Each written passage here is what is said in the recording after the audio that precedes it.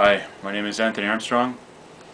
I'm a professional engineer. I've been a professional engineer for about 30 years. I was trained originally in civil, mechanical, and electrical engineering. Early in my career I worked in military intelligence as an analyst, analyzing satellite data which was from Soviet satellites, and the concern at that time was nuclear warfare taking place in North America. Because of this exposure to a concern about nuclear warfare, I was motivated to understand what it would take to survive a nuclear war, and I was led to believe by my studies, and particularly by inspiration in the Bible, that it would be possible to build a modern day Noah's Ark that would act as a shelter for several hundred years for people and plants and animals to survive and live out and repopulate the earth, to survive and live out a nuclear war and repopulate the earth. The specifications for this Noah's Ark were taken from the Bible, lifted from the Bible.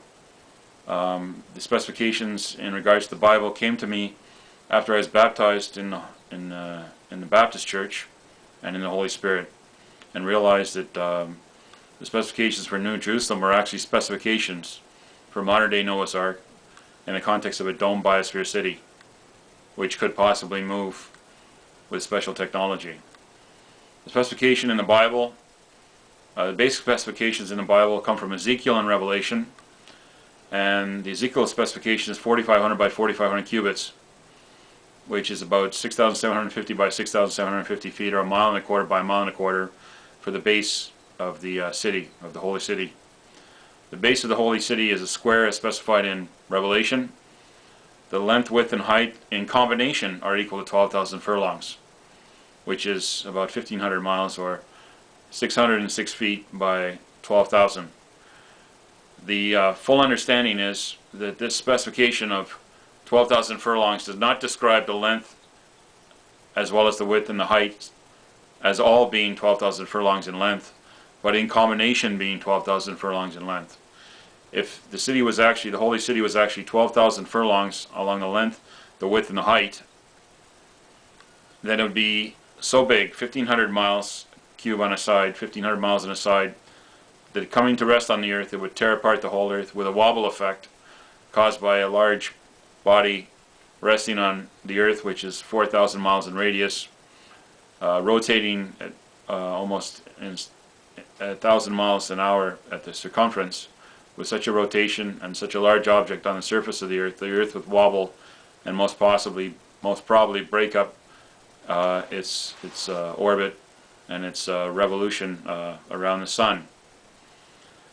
The specification of 12,000 furlongs can be described in the context of the length, width, and height, understanding that there are 12 foundations in the city, which are 12 towers, each tower housing one of the 12 tribes.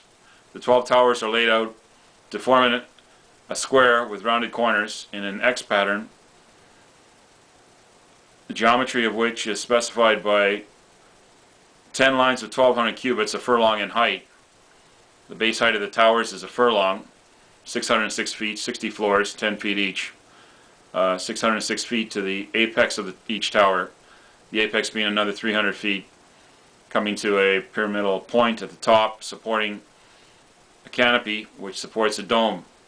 The dome covering the whole city and providing protection for 200 to 400 years to protect the inhabitants inside, plants, animals, and people, to live out through a tribulation of atmospheric contamination,